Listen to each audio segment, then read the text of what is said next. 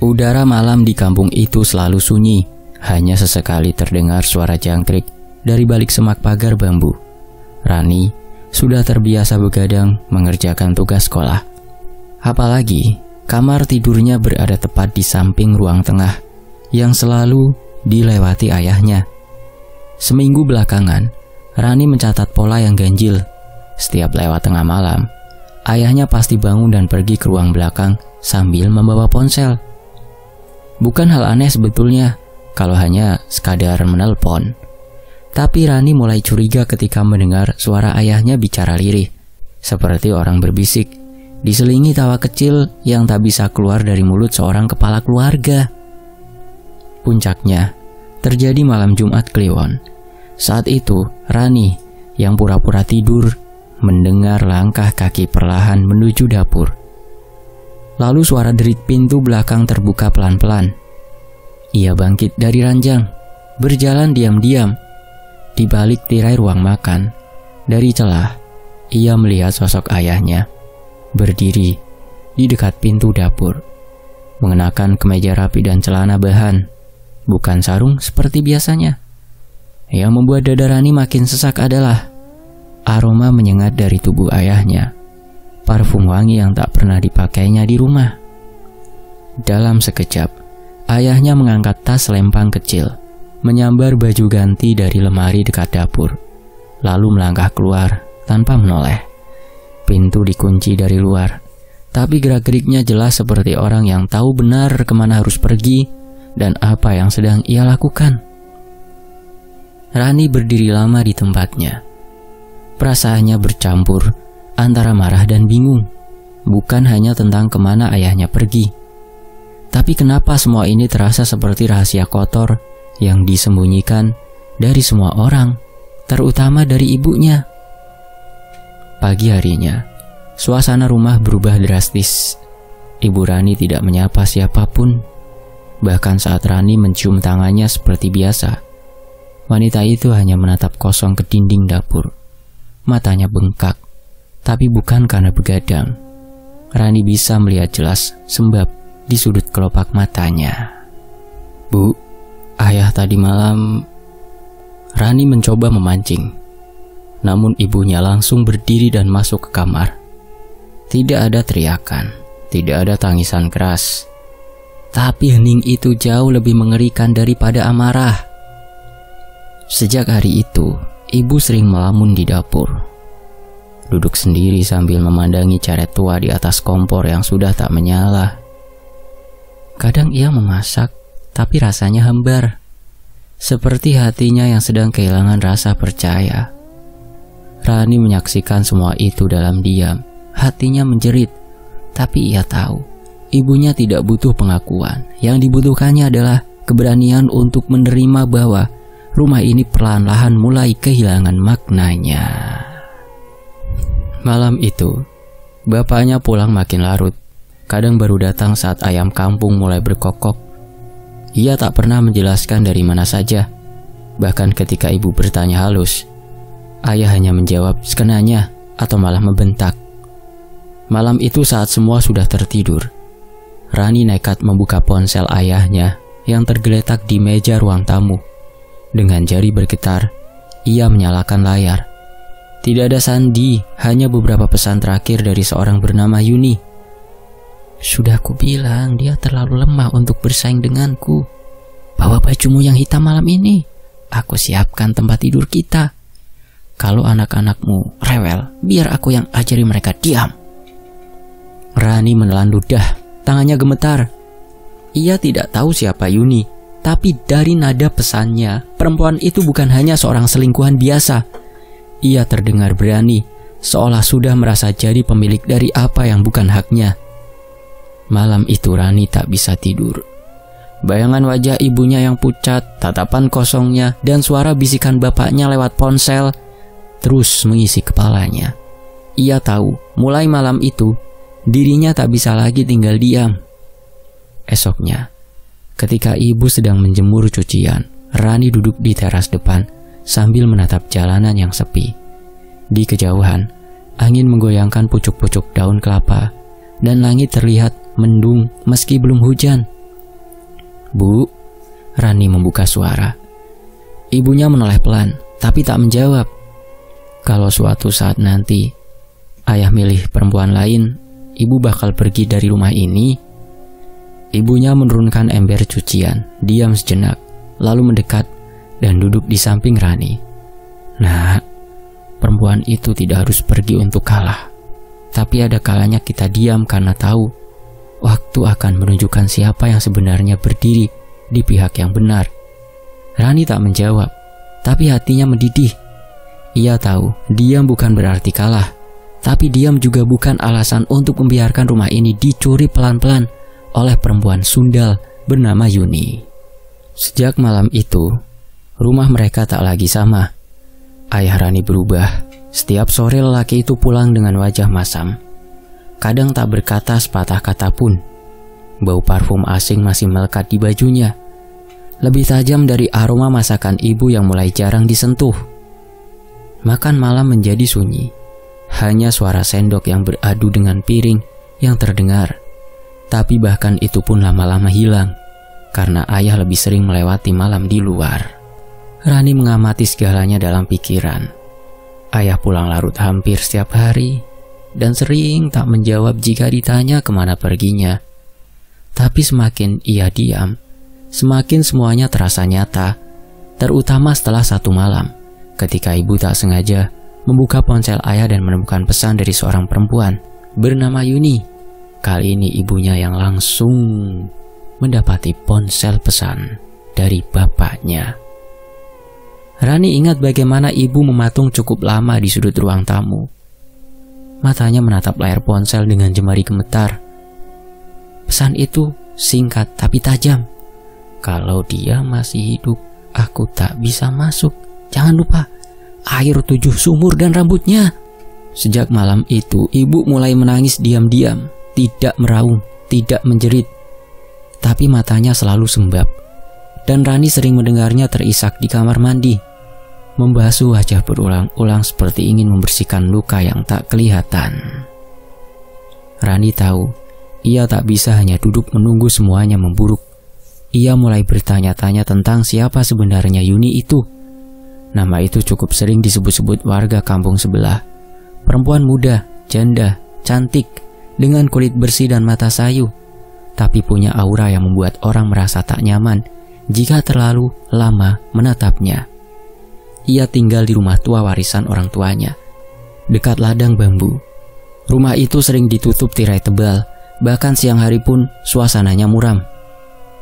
"Aku pernah lihat dia waktu hajatan di rumah Bu Sastro," kata Lilis, teman Rani yang tinggal di kampung seberang. "Dia gak pernah senyum, tapi semua lelaki pasti ngeliatin dia. Pernah ada yang bilang dia bisa bikin suami orang minggat dari rumahnya sendiri," tambah Lilis dengan nada setengah berbisik. "Katanya dia punya ilmu pemikat dari Laut Selatan, tapi itu cuma gosip." Bagi Rani, gosip itu justru menjadi petunjuk. Semakin ia mendengar, semakin yakin bahwa Yuni bukan hanya wanita biasa yang pandai menggoda suami orang, tapi ada sesuatu di balik senyum tipis dan mata kelam itu yang tidak bisa dijelaskan secara nalar.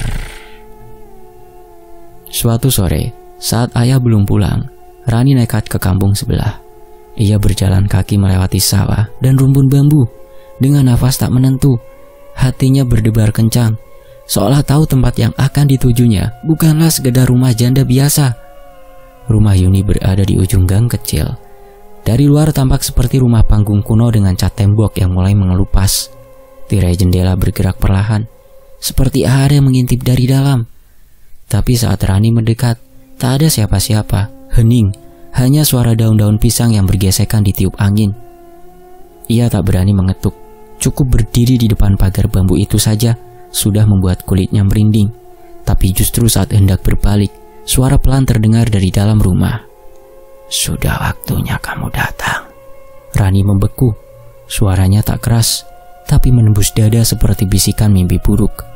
Tak ada orang terlihat, tapi jendela terbuka sedikit, memperlihatkan kain merah tergantung di dalam. Aroma dupa menyusup pelan-pelan, bercampur bau tanah basah dan bunga kenanga. Tanpa pikir panjang, Rani lari meninggalkan tempat itu.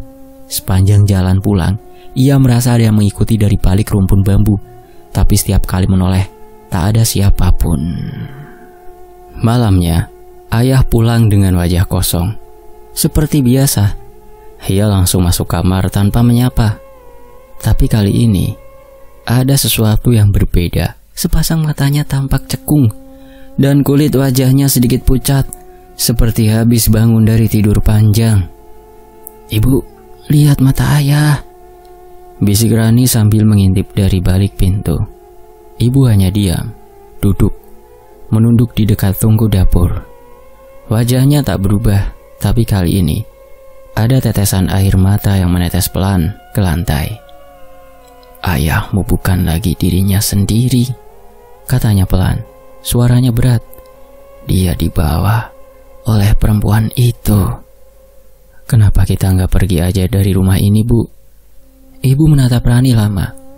"Rumah ini dibangun dari jerih payah puluhan tahun. Kita yang tinggal di sini duluan. Dia yang datang dengan niat merampas." Rani mengepalkan tangannya, hatinya bergejolak. Tapi ia tahu ibunya benar. Tak bisa hanya lari. Ada yang harus diperjuangkan. Kalau benar perempuan itu memakai cara-cara kotor untuk merebut rumah ini dan merebut sang ayah, maka mereka harus mencari cara untuk melawan dengan cara mereka sendiri. Malam itu, Rani mencatat semuanya di dalam pikirannya. Nama Yuni, letak rumahnya, siapa saja yang mengenalnya, dan semua hal ganjil yang terjadi sejak ayah mulai berubah. Ia tahu ini baru awal gangguan-gangguan gaib yang akan datang. Hari itu, langit terlihat kelabu meski belum hujan. Angin berhembus pelan, membawa aroma tak sedap yang tak jelas dari mana datangnya. Rumah Rani yang dulu terasa hangat meski sederhana, kini seperti dipeluk hawa dingin yang tak kasat mata. Ibu mendadak jatuh sakit sejak pagi. Awalnya Rani mengira hanya masuk angin, tapi ketika tubuh ibunya menggigil hebat dan kulitnya mulai membiru seperti dipenuhi lebam, rasa takut mulai menjalari dada. Ibu kenapa, Bu?" Rani panik melihat ibunya tergeletak di atas dipan ruang tengah. Tubuhnya menggeliat tak karuan, seolah menahan sakit yang tak bisa dijelaskan. Dari mulutnya yang sudah membiru, tiba-tiba menyembur cairan gelap. Rani menjerit, bukan darah, tapi potongan sesuatu. "Kak!" suara adiknya, Tio, terdengar dari balik pintu kamar. Rani menoleh cepat. Adiknya yang baru berusia 8 tahun berdiri dengan wajah pucat. Di tangannya menggenggam boneka kecil yang selalu dibawanya tidur. Tapi boneka itu basah, bukan karena air. Darah! Ada darah di kepala boneka itu. Dan entah kenapa, baunya sangat amis. Dokter dari puskesmas desa datang siang itu. Seorang lelaki muda yang sopan, membawa tas medis dan stetoskop. Tapi sejak melihat kondisi tubuh ibu, dokter itu mendadak diam. Tangannya bergetar saat membuka kelopak mata pasiennya yang sudah berkaca-kaca dan nyaris terbalik ke atas. Ada sesuatu yang tak wajar, Mbak," katanya gugup. "Ini bukan gejala medis biasa. Saya sarankan dirujuk dulu ke rumah sakit kabupaten. Tapi kalau tak bisa, Mbak bisa tempuh jalur alternatif ya, Mbak." "Tapi tadi ibu bilang, Dok, dingin katanya, Dok. Terus dari mulutnya ada yang keluar, Dok," ucap Rani masih syok. Dokter itu hanya menggeleng pelan. Ia tampak ingin bicara, tapi menahan diri. Akhirnya ia hanya memberikan resep obat pereda nyeri dan vitamin, lalu buru-buru pamit. Rani melihatnya menyeberang jalan dengan langkah terburu-buru, seperti ingin cepat-cepat pergi dari tempat yang membuatnya tak nyaman. Sementara itu, kondisi ibu tak kunjung membaik, justru semakin parah saat menjelang maghrib. Tubuhnya menghitam di bagian lengan dan punggung. Saat Rani membersihkan air liur di sisi mulut ibunya, ia mendapati potongan seperti kuku panjang, hitam, dan tua keluar bersama darah yang membeku. Ada juga jarum karat, patah dan bengkok, seperti telah lama dikubur dalam tanah. Rani menjerit lagi, tapi tak berani membangunkan ayahnya yang sedang tidur di kamar depan. Sejak beberapa hari terakhir, Pak Didit hanya tidur dan tidur, makan pun harus dibangunkan, dan wajahnya seperti orang linglung. Tak ada lagi kalimat penyayang yang pernah ia ucapkan untuk ibu. Tak ada lagi pertanyaan tentang sekolah Rani atau mainan Dio. Ayah mereka kini hanya menjadi bayang-bayang lelaki yang dulu mereka kenal. Ketika azan maghrib berkumandang, Dio mulai mengikau.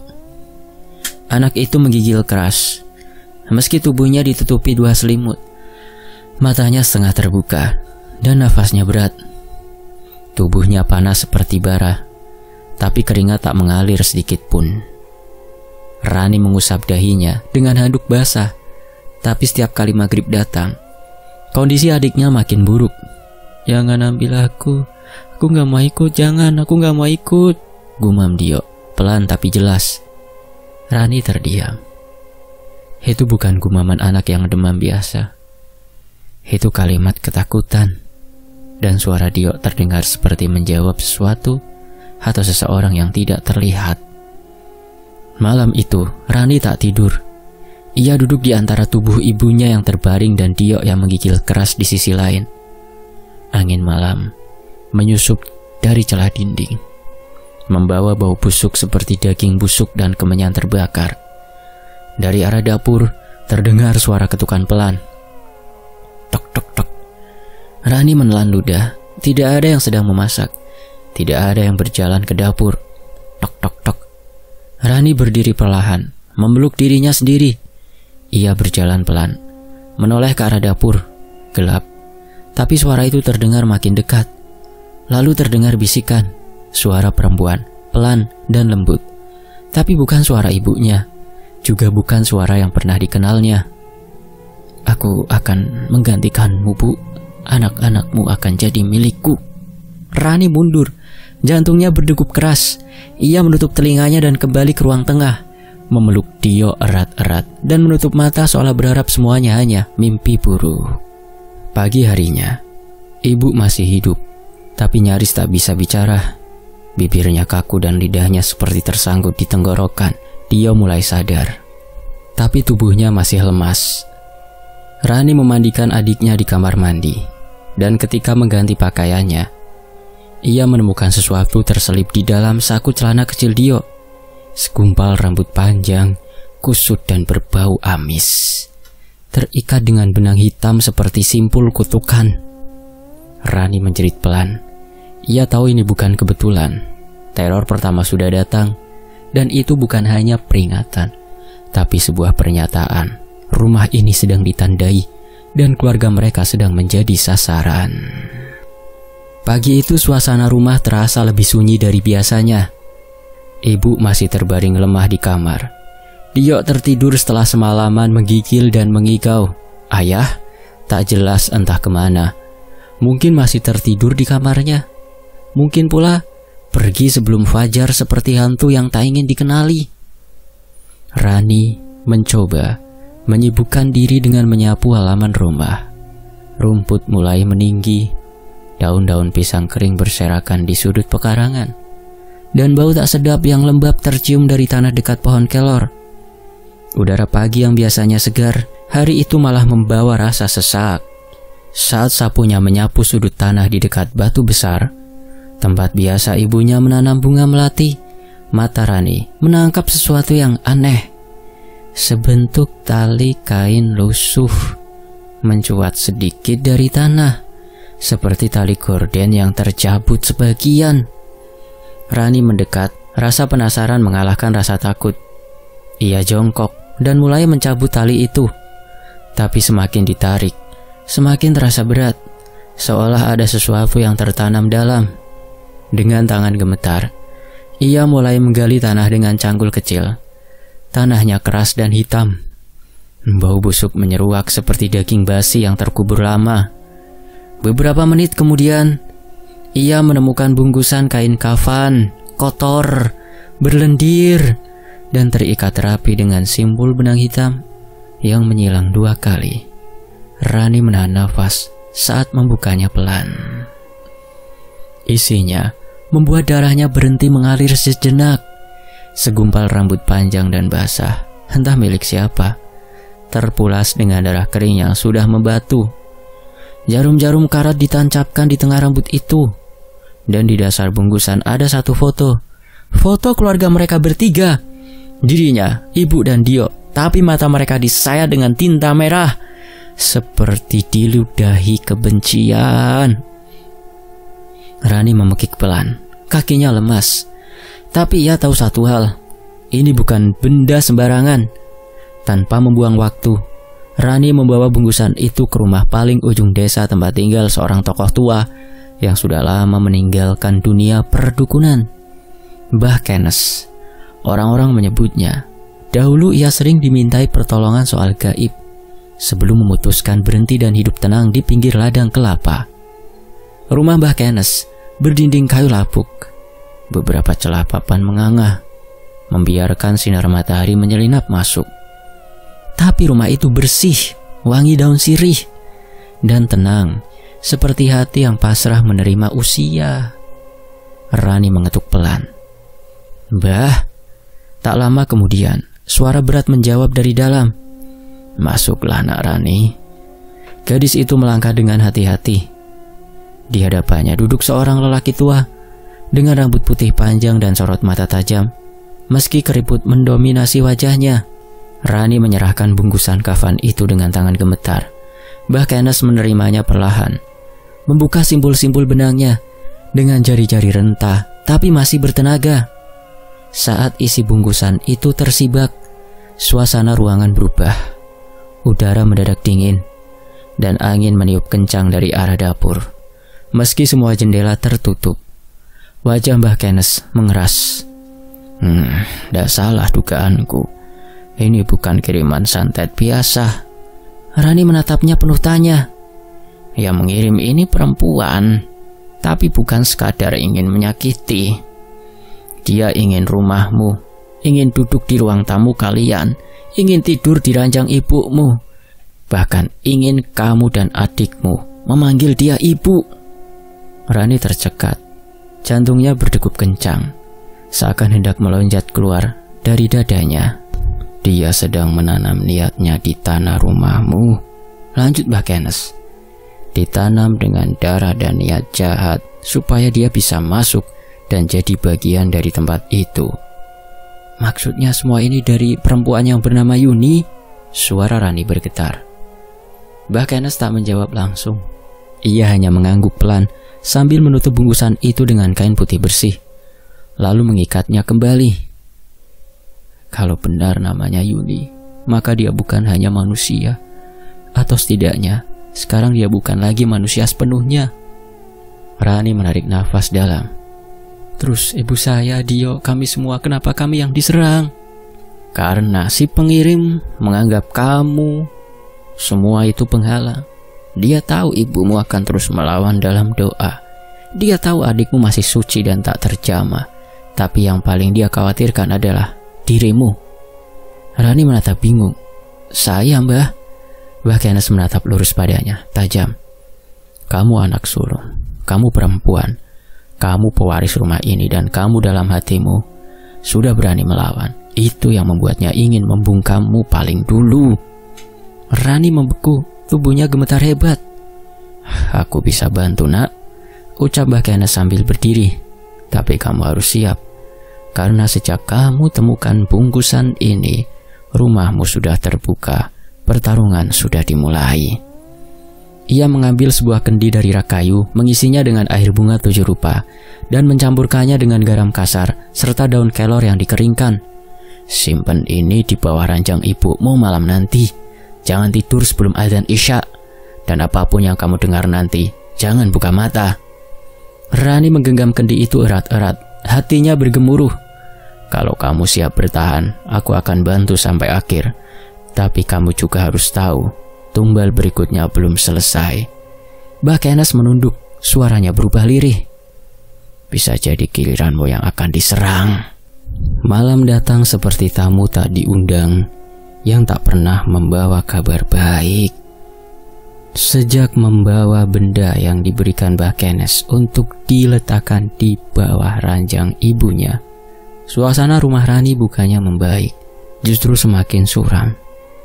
Entah karena kekuatan gelap dari Yuni yang mulai tersingkap, atau karena rumah ini sudah terlanjur dicengkram oleh sesuatu yang tak bisa dilihat mata. Rani duduk di sudut kamar, memandangi adiknya yang tidur lelap sambil memeluk boneka kelinci tua. Boneka itu yang dulu berwarna putih bersih, kini tampak dekil, berbau amis dan basah. Setiap malam, entah dari mana asalnya, boneka itu selalu meneteskan darah di bagian lehernya. Rani sudah mencoba membuangnya, bahkan membakarnya diam-diam di belakang rumah. Tapi esok paginya, boneka itu selalu kembali, duduk manis di pelukan Dio seolah tak pernah pergi. Tubuh Dio makin kurus.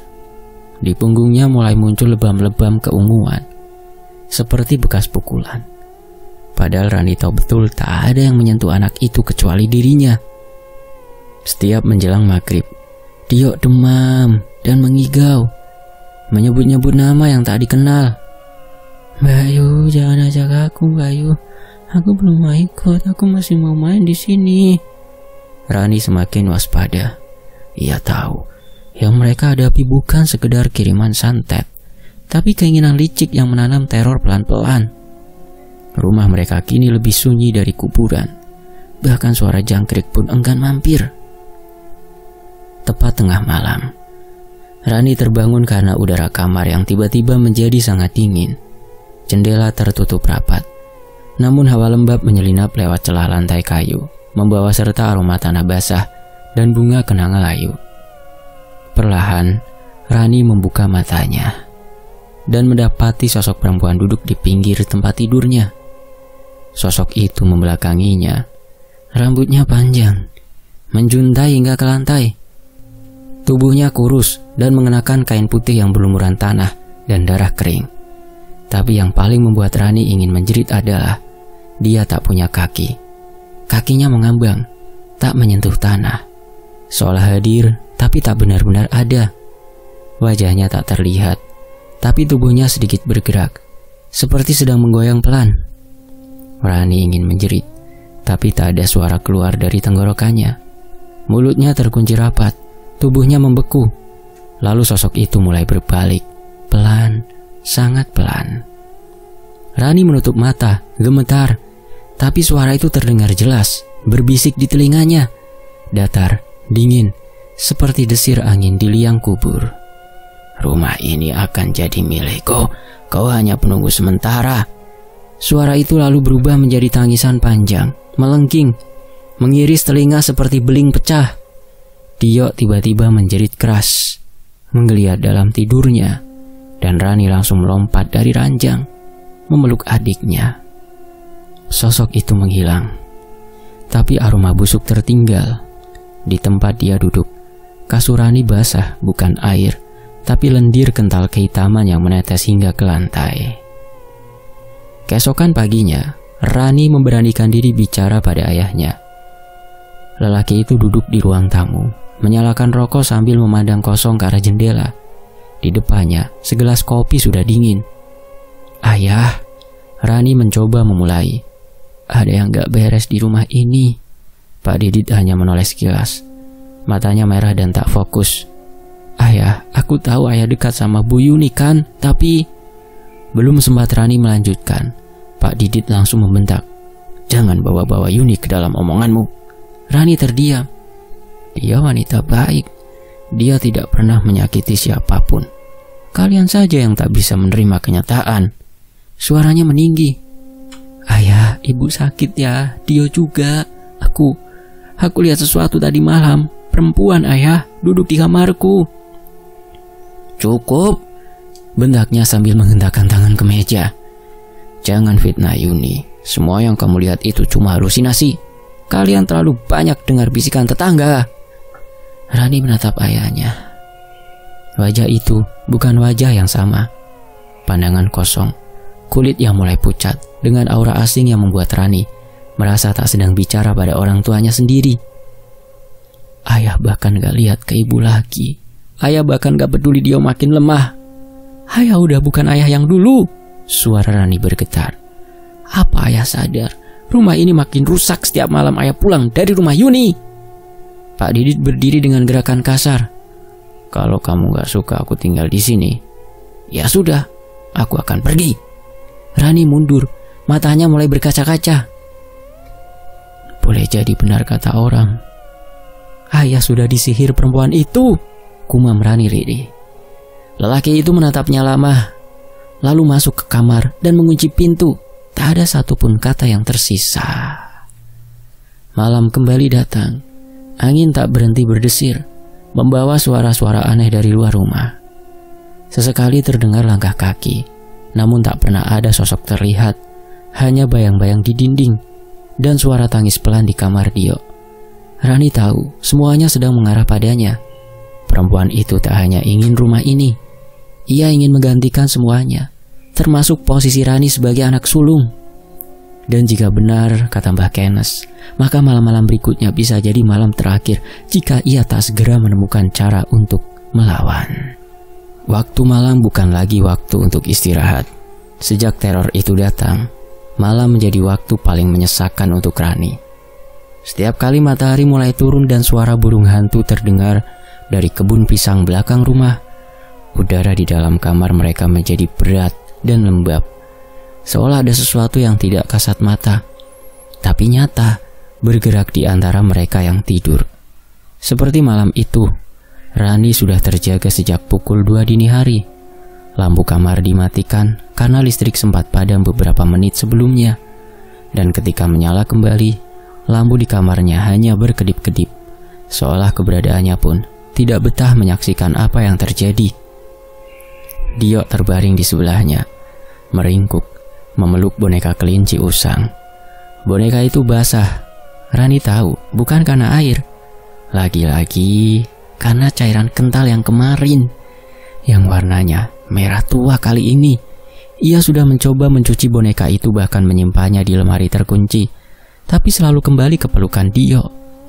Dan setiap kali kembali, baunya makin menyengat, percampuran amis dan busuk yang menusuk hidung. Malam itu Rani menatap langit-langit kamar, mencoba menahan kantuk yang dihantui rasa takut. Hawa dingin menusuk tulang, meski ia sudah berselimut, tapi yang membuat tubuhnya kaku adalah suara lirih, tangisan pelan dari sudut kamar. Bukan suara Dio, bukan suara ibunya, tapi suara perempuan, pelan, lirih, parau, dan patah-patah, seperti seseorang yang menangis di antara cekikikan kecil. Rani perlahan menoleh. Dari sudut kamar, bayangan itu muncul lagi. Sosok perempuan, rambut panjang menjuntai, duduk membelakangi Rani di pinggir tempat tidur. Ia tidak bergerak, hanya menggoyang-goyangkan tubuhnya pelan, seakan bernyanyi tanpa suara. Yang membuat Rani kembali ingin menjerit adalah bahwa perempuan itu tidak punya kaki. Kain putih yang ia kenakan menggantung, tak menjuntai ke lantai. Bayangannya pun tak menapak, dia mengambang. Keringat dingin membasahi punggung Rani, tapi dia sudah tidak bisa lari. Tubuhnya membeku, lidahnya keluh, jantungnya berdegup keras seolah bisa didengar siapapun di dalam rumah. Perempuan itu mulai berbalik perlahan. Rani menahan nafas, tapi sebelum wajahnya sepenuhnya terlihat, sosok itu lenyap. Hanya menyisakan suara cekikikan dari arah pintu kamar. Dan dari luar kamar, terdengar suara kursi ditarik sendiri-sendiri, disusul suara langkah kaki pelan namun jelas berjalan di lorong rumah menuju dapur, seperti ada yang sedang mencari sesuatu atau seseorang. Rani menggenggam tangan Dio erat-erat. Pagi harinya Rani memandangi ibunya yang semakin kurus. Tulang pipinya makin menonjol, bibirnya pucat dan pecah-pecah. Di tangannya muncul bintik-bintik hitam yang mengering seperti luka lama. Seringkali ibunya bicara tak jelas dalam tidurnya. Kadang menyebut nama seseorang, kadang sekadar meracau. Rani, dia masuk nak, dia masuk dari belakang. Dia sudah duduk di meja makan kita. Rani merapikan selimut dan mengusap kening ibunya. Hati kecilnya menangis, tapi air matanya sudah habis. Yang tersisa hanya kemarahan dan ketakutan yang saling tumpang tindih. Siang itu, saat ayah pulang dan duduk di ruang tamu sambil merokok, Rani memberanikan diri bicara lagi. "Ayah, kita harus bicara ya. Ada yang salah di rumah ini." Pak Didit menoleh perlahan, wajahnya kusam, mata merah dan rambutnya berantakan, seperti orang yang tak tidur semalaman. Namun, tak ada raut kelelahan. Justru sorot matanya tampak dingin, seperti sedang menatap orang asing. "Ada apa lagi?" tanyanya datar. Aku lihat perempuan itu ya di kamarku. Dia sudah beberapa kali menunjukkan diri. Tanpa kaki, rambutnya panjang. Dan Rani menarik nafas. "Dia juga ya, dia setiap malam bonekanya berlumuran darah. Lalu ibu makin kurus dan ayah bahkan gak pernah lihat kami lagi." Wajah Pak Didit berubah tegang. Tapi bukan karena kaget, melainkan marah. "Kau mau bilang lagi ini gara-gara Yuni?" Rani tak menjawab, tapi diamnya cukup menjelaskan. Lelaki itu meletakkan rokoknya dan berdiri cepat. "Sudah cukup.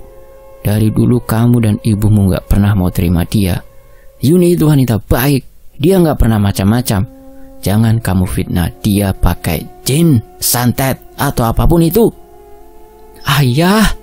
Rani berseru, kali ini lebih keras. "Kalau ayah gak percaya, lihat sendiri boneka Dio. Lihat darahnya, lihat kondisi ibu. Itu bukan dari sakit biasa, ayah. Itu dari sesuatu yang dikirim ke rumah ini. Dan aku sudah menemukan buhulnya." Pak Didit menatap Rani tajam, seolah ingin menamparnya, tapi ia menahan diri. Setelah beberapa detik yang terasa begitu lama, ia berjalan masuk ke kamar dan menutup pintu dengan keras. Rani terduduk, matanya basah. Ia tahu ayahnya sudah terlalu jauh dibutakan oleh Yuni. Malam berikutnya, suara tangisan kembali terdengar. Tapi kali ini bukan dari kamar Rani, melainkan dari dapur. Rani perlahan keluar kamar, menggenggam sapu lidi. Langkahnya pelan, tapi degup jantungnya menggema di kepala. Dari balik pintu dapur, ia melihat bayangan perempuan berdiri membelakangi jendela. Rambutnya menutupi seluruh punggung. Tubuhnya melengkung seperti sedang menangis terseduh. Namun, saat Rani menyibak pintu, perempuan itu tak lagi ada. Tapi bau amis menyengat seketika. Dan di lantai, tertulis dengan darah, "Aku mau semuanya, rumahmu, ibu, dan dirimu." Langit belum sepenuhnya gelap ketika Pak Didit pulang membawa Yuni ke rumah. Rani berdiri di ambang pintu. Tubuhnya kaku, menahan amarah dan ketakutan yang bersatu dalam dada. Yuni melangkah ringan, mengenakan kebaya merah darah. Bibirnya tersenyum tipis. Namun senyuman itu tak menyapa siapapun. Hanya mata sayunya yang melirik Rani sejenak, seperti mencemooh dalam diam. Sejak Yuni menginjakan kaki di rumah itu, segalanya runtuh makin cepat. Malam pertamanya tinggal, seluruh cermin pecah satu persatu. Dimulai dari kaca kamar mandi yang meledak sendiri saat azan maghrib berkumandang. Disusul kaca lemari tua milik ibu, lalu akhirnya kaca hias ruang tamu yang hancur menjadi ribuan serpihan. Tak ada angin, tak ada gempa.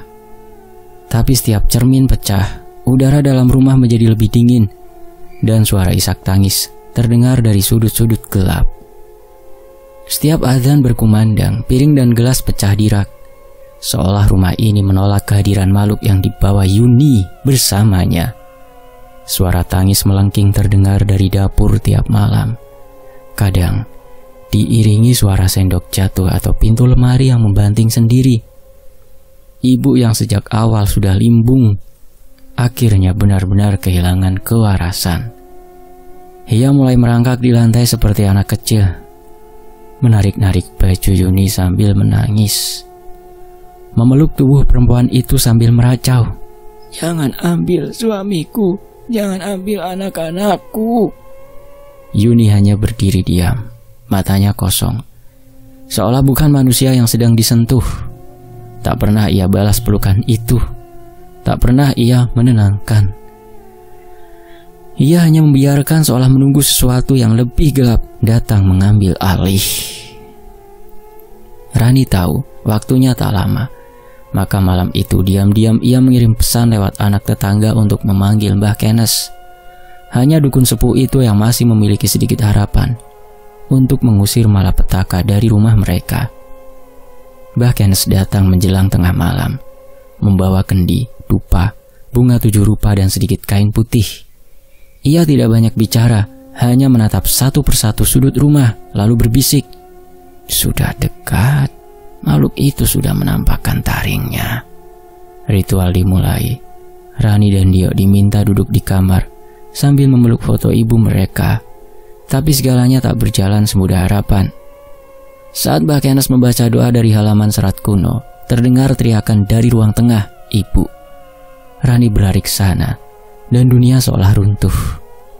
Ibunya tergeletak di lantai, tubuhnya bersimbah darah. Di atas tubuhnya berdiri makhluk tinggi menjulang, bertubuh gelap dan bersisik seperti ular.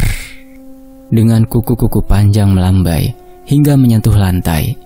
Matanya merah menyala. Mulutnya menyeringai dan lidahnya menjulur panjang, menjilat darah di lantai. Ibu Rani telah tiada. Pagi itu tepat 7 hari setelah ibu mereka dimakamkan, Rani bangun dengan firasat buruk, dingin merayap lebih cepat dari biasanya. Saat ia melangkah ke ruang tamu untuk memeriksa bapaknya, langkahnya terhenti seketika. Pak Didit tergantung di langit-langit rumah. Tali rafia tua membelit lehernya. Tubuhnya melayang lemas dengan mata membelalak dan lidah terjulur panjang, seperti dicekik oleh sesuatu yang tak kasat mata. Di bawahnya, cermin kecil yang biasa tergantung di dinding retak sendiri, membentuk garis seperti sayatan tangan. Rani menjerit. Dio yang baru keluar dari kamar membeku menyaksikan ayah mereka yang kini hanya tinggal jasad tergantung. Tak ada tangis dari adiknya, hanya sunyi, seakan semua air mata telah habis bersama tubuh ibu yang dingin di tanah seminggu lalu. Setelah pemakaman bapaknya, Mbah Kenes datang membawa 2 tas kecil. Ia mengajak Rani dan Dio ikut tinggal bersamanya. "Tempat ini sudah tak lagi aman buat kalian, nak," ucapnya pelan, sambil menatap rumah yang kini terasa seperti rongga kosong tanpa jiwa. Tanpa banyak tanya, Rani setuju. Ia hanya ingin satu hal, menjauh. Meski dalam hatinya ia tahu, luka ini tak akan sembuh hanya dengan jarak. Tapi paling tidak, di rumah Mbah Kenes, mereka bisa bernafas tanpa bisikan dari balik lemari atau bayangan perempuan tanpa kaki di pojok ranjang. Di malam terakhir sebelum pergi, Rani menoleh sekali ke rumah itu. Pintu tertutup, jendela bergeming, tapi ia yakin di dalamnya masih ada sesuatu yang belum selesai, sesuatu yang menunggu giliran, sesuatu yang masih lapar. Tamat.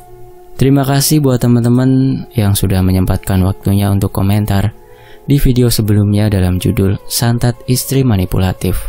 Ada Kak Mahfud Effendi dari Kota Serang, Banten. Lalu ada Kak Herlinda dari Kalimantan Tengah. Terima kasih Kak. Lalu ada Kak Rachel dari Sungkwan, Hong Kong. Terima kasih teman-teman. Yang belum saya sebut, mohon maaf ya. Pokoknya semuanya terima kasih. Terima kasih semuanya. Saya pamit, sampai jumpa di kisah lainnya. Tetap di Tony FS. Wassalamualaikum.